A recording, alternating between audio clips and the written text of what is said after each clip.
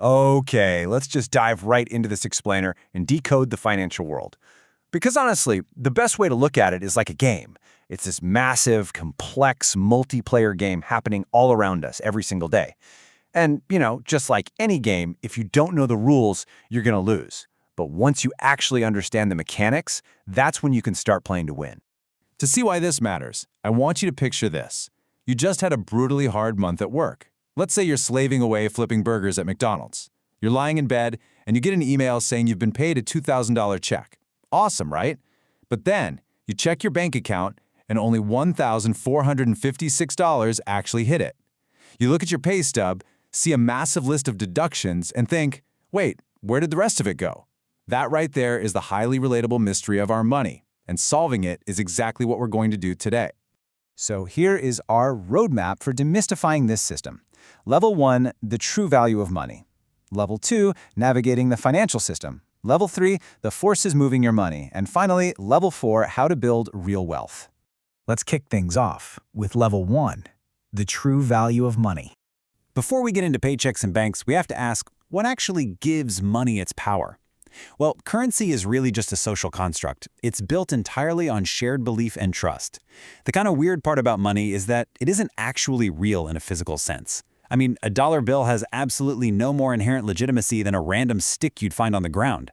The only reason that paper bill has buying power and the stick doesn't is because society collectively believes it does. The government prints it, and everyday people agree to trade it. Think about an average rock versus a shiny rock, like gold. Gold isn't inherently worth more to our survival. It's just rarer, it doesn't corrode, and humans have spent thousands of years basically agreeing it has value. It's just a shared belief. And this is the exact same psychology that allows someone like Steve Jobs to create the iPhone and have millions of us willingly hand over thousands of dollars for it. It's why Gucci or Louis Vuitton can sell a basic handbag for 100 times the price of a Target bag. People perceive it as valuable, so it is. All right, moving right along to Level 2, navigating the financial system. Now we meet the gatekeepers you interact with every single day, starting with the invisible force that shrank that McDonald's paycheck, taxes. Taxes are essentially the cost of civilization. They fund everything from the health inspectors at your favorite taco truck to roads to billion-dollar missiles. Income tax hits the money you make, sales tax hits what you spend, capital gains hits the money your investments make while you sleep, and Social Security and Medicare, that's basically the government forcing you to save for retirement and healthcare later in life. Sure, they take a slice of different actions, but countries with higher tax rates generally have a higher quality of life across the board. Next gatekeeper, the bank. You know, most people think banks are these giant vaults guarded by dragons where your money just sits there. Well, that's a total myth. Banks are matchmakers that use something called fractional reserve banking. The literal second you deposit $1,000, the bank keeps a tiny fraction and lends $900 of it out to someone who wants to buy a jet ski. You are the supply, and that borrower is the demand. Now, I know that might sound a little terrifying. Like, what if everyone wants their money back at the exact same time? Well, that actually happened in 2008, and the system almost completely crumbled. But you have a $250,000 insurance policy as your safety net. The U.S. government insures your bank deposits up to this amount per person. So no matter what happens to that guy's jet ski loan, your money is absolutely safer at the bank than sitting in a shoebox under your bed. Our final gatekeeper is lenders, and they judge you using a very specific formula, your credit score. It's this somewhat shadowy algorithm ranging from 300 to 850 that tracks your payment history, how much credit you use, your credit age, your mix of loans, and new applications. This 3-digit number isn't about how wealthy you are. It's entirely about trust. It dictates if you get a house, a car, or a soul-crushing 27% interest rate on a TV. Honestly, think of your credit score like a pet dog. If you don't feed it by making on-time payments, it's going to ruin your life. But if you learn the rules of this rigged game, you can totally rig it right back. Okay, let's jump to Level 3, forces that move your money.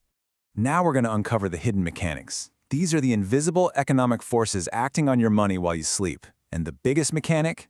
Interest. Interest is basically money's way of charging rent to exist in someone else's hands. Simple interest is just a flat fee. You pay it, thanks for playing. But compound interest, oh man, that's when every dollar you give someone gets clones, and those clones also want rent. If you owe 20% interest on a credit card and miss a payment, your interest earns interest. Suddenly, a $12 burrito becomes a $50 regret. But if you are the one earning compound interest, It's a literal cheat code where your money just duplicates itself. Then we have the ultimate stealth enemy, inflation. Have you ever bought a bag of chips and felt like it's half empty, yet somehow it costs 30% more than it did last year? Yeah, that's inflation. It is a slow erosion. Your $5 bill is still a $5 bill, but it buys less gas and way fewer instant noodles. This happens when too many people have cash chasing too few goods. So if 2,000 people want a $500 TV, but there are only 1,000 in stock, the store just naturally raises the price to $800. So the crucial takeaway here is that these forces cause our entire economy to move in cycles: boom, peak, bust, and reset. Think of the economy like a massive house party. The boom phase is when everyone is dancing, the drinks are flowing, vibes are great. But eventually reality hits. Borrowing gets too expensive or a crisis happens. The lights flicker, jobs vanish, and suddenly the DJ is playing sad lo-fi beats about corporate downsizing. That's a recession.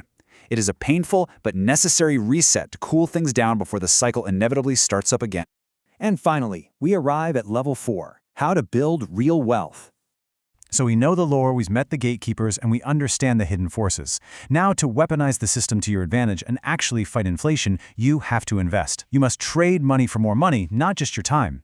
You can buy stocks, which are tiny ownership slices of companies, bonds, which are loans you make to a government or company that pay you interest, funds, which are convenient collections of stocks and bonds, or real estate, a property you hope someone else pays to live in. Yes, markets go up and down, but the absolute greatest danger isn't market dips. The real danger is never investing at all and letting inflation quietly steal your future. And to win with those assets, you need this one element above absolutely everything else: time. Time is literally the most valuable asset in the world. Most of us just trade 1 hour for 1 paycheck. Top earners figure out how to train their hours to be worth millions using skills and leverage. But time's absolute greatest power is acting as the multiplier for your investments. Real wealth is not built in days, it is built in decades. It really all comes down to this. A little money, invested consistently, given enough time, becomes a lot of money.